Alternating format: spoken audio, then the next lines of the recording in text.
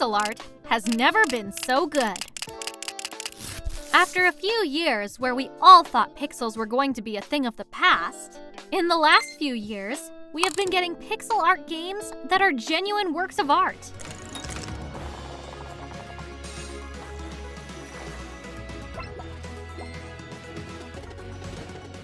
And pixel art is not just a video game thing anymore.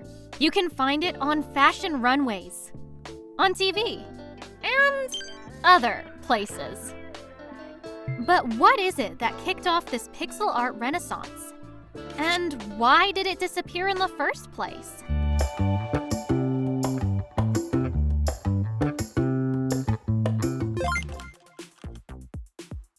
In the early days of gaming, pixel art was less an artistic choice and more of a necessity.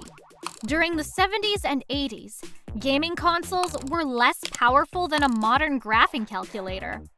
Even in the early 90s, every speck of color used valuable processing power. And that meant devs had to make every pixel count. And those restrictions didn't just apply to graphics. Music and sound were also incredibly limited. Older consoles, like the Commodore 64 and Nintendo Entertainment System, could only produce a narrow range of sounds. Many games managed to do incredible things within these limitations. Plenty of older games had soundtracks that still hold up today. Some titles, like Yoshi's Island, included graphics accelerator chips in game cartridges to get a little bit of extra power. Others, like Super Mario Kart, rotated and scaled sprites to create the illusion of 3D objects and backgrounds. But these tricks could only go so far. Even if devs wanted to explore another art style, there weren't any other options available. As technology improved, new dimensions opened up, and pixel art quickly fell out of fashion. There were a few devs that stuck with pixel art, but for the most part, it faded away. Then, in 2001, a few developers started a spark that would light the fire of a pixel art revolution. It all started when PC giant Microsoft entered the console market. You couldn't find many pixel art games in the OG Xbox library, but you could find Xbox Live Arcade. This service let users download digital games straight to their gaming console. That might not sound that exciting now, but back then, it was a game changer. Microsoft wanted the service to be bigger and better on the Xbox 360, so they started recruiting indie developers. Soon, other platforms, like Steam, started doing the same things. Suddenly, games made by tiny teams had the potential to reach a massive audience. These devs had limited resources, so they couldn't build games with state-of-the-art graphics.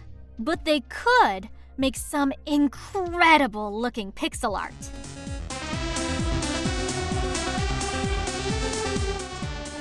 But these devs weren't just using pixel art out of necessity. To them, pixels were an art form. One of the best examples of this is Fez, a game that used 2D pixel art to create a vibrant 3D world. At first, it looked like a standard retro pixel art game, but rotating the camera revealed secrets that were just out of sight.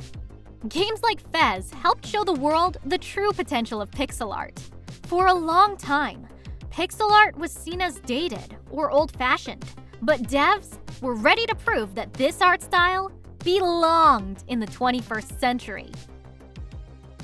During the Renaissance period, artists like Leonardo da Vinci and Michelangelo helped usher in a new era of art.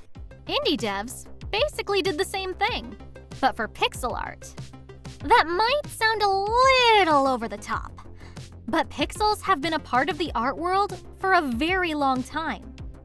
There's a style of painting called pointillism, where artists create pictures using one dot of color at a time. From far away, they look like ordinary paintings. But if you look at them up close, you can see every dot. Pixel art is created in the same way. Game devs add in colors one pixel at a time. And those pixels of color can build an entire world. Indie game developers didn't just revive pixel art.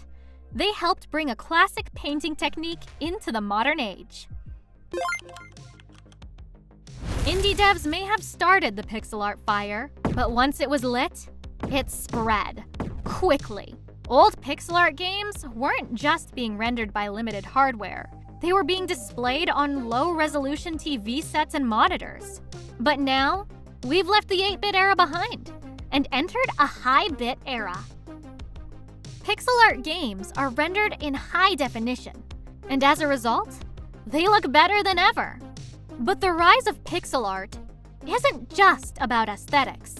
These games also tap into something essential: nostalgia. So many people have warm, fuzzy memories of sitting around a TV playing their favorite games. Pixel art can transport people back to that time and, for a brief moment, make them feel like a kid again. It's common to see pixel art in retro-inspired genre games, like roguelikes and Metroidvanias. But this style is also popular in cozy games.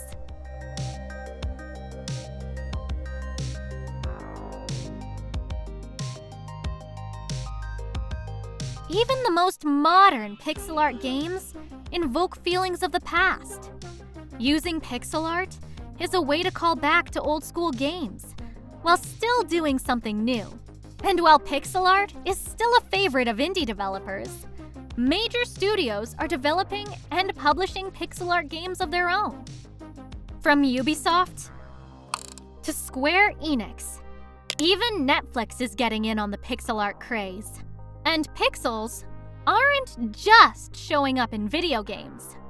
Artists are using them in the real world too. Fashion designers are playing with pixels, creating outfits that look like they came straight out of a video game. Artists are using pixels to remake famous masterpieces and create masterpieces of their own. Some developers are even creating pixelated demakes of modern games. Pixel art might have been born out of graphical limitations, but now it's an art form in its own right. Devs are tapping into the true potential of pixel art and making games that never could have existed on the consoles of the past. Pixel art makes people nostalgic, but it isn't old-fashioned. It's a key part of the future of gaming. We've gone through a pixel art renaissance, and now we're seeing an incredible evolution. Today's pixel art games are more vibrant and detailed than the games of the past. Devs are building on old game design principles and creating something we've never seen in video games or in the real world. Hyper-realistic visuals are impressive, and they definitely have their place in gaming. But pixel art can do things that are out of this world.